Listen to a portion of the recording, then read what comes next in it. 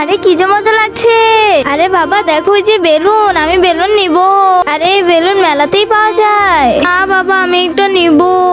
তাড়াতাড়ি এখানে দাঁড়া, দেখি কোনো গাড়ি পাই কিনা, মেলাতে যাবো। এই দাঁড়ান দাঁড়ান, ওই দেখ গাড়িটা থামছে, চল আমরা একটু চেয়ে দেখি দেয় কিনা। চল জলদি।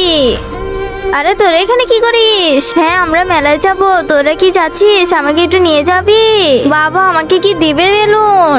আরে ওরা বড় লোক, ওদের কাছে চাইলে একটা তো দিতেই পারে। আচ্ছা দেখি। বোন, তোমাদের এতগুলো বেলুনের মধ্যে একটা বেলুন আমার মেয়েকে দিবে? ও তো মেলায় যেতে পারবে না। আম্মু একটা বেলুন দিব। চুপ, এসব তোর জন্য কিনেছি, তুই রাখবি। চলেন, আপনারা দাঁড়িয়ে আছেন কেন? জলদি বসেন। হ্যাঁ হ্যাঁ বসছি। আরে আজকে গরিব বলে। আরে বাবা মনে হয় না আমার আর বেলুন হবে। এরপর কি হলো সেটি দেখার আগে নিচের সাবস্ক্রাইব বাটনটি কেউ যদি সাবস্ক্রাইব করে তাহলে তার মা বাবা চিরকাল বেঁচে থাকবে। আর যারা লাইক করবে তাদের মনে আশা যেন পূরণ হয়। আর আমি দোয়া করে দিলাম। এরকম দাঁড়িয়ে না থেকে চল বাসে যাই। এই নাও। আরে বাবা দেখো ওই যে বেলুন, চলো চলো তাড়াতাড়ি নি। আমার বেলুন। সমস্যা নেই, আমারটা নাও। Thank you. ইয়ে